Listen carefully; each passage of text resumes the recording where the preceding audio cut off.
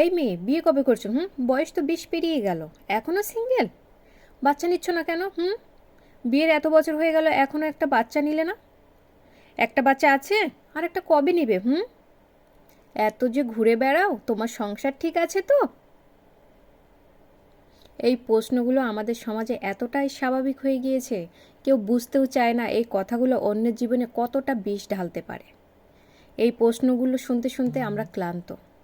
বিয়ে মানেই যেন একটা টাইম লাইন।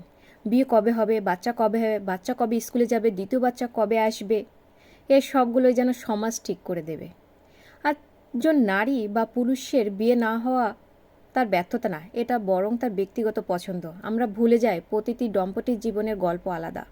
কেউ মানসিক প্রস্তুতির জন্য সময় নেয়, কেউ বা আর্থিক প্রস্তুতির জন্য, তারা স্বাস্থ্যগত সমস্যা, কেউ আবার নিজেদের জীবনের ছন্দটাকে আর একটু উপভোগ করতে চায়, নিজেদের সময়গুলো আর একটু বাঁচিয়ে রাখতে চায়।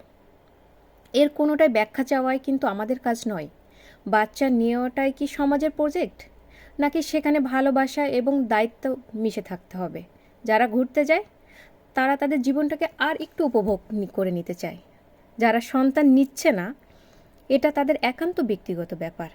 আপনার এতে অস্বস্তি বোধ হচ্ছে মানে আপনার মানসিকতার সমস্যা। সব দাম্পত্য সম্পর্ক এক ছাঁচে বানানো নয়।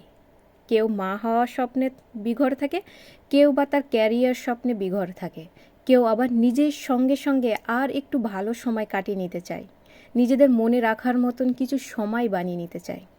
এতে সবার ব্যক্তিগত ব্যাপার। এখানে কারোর ইচ্ছে বা কারোর শখের কোনো ভুল নেই। যদি সেখানে ভালোবাসা এবং সম্মান থাকে, তাদের সেই ব্যক্তিগত ব্যাপারে অন্য কারোর নাক গলানো মোটেই ভালো বিষয় নয়।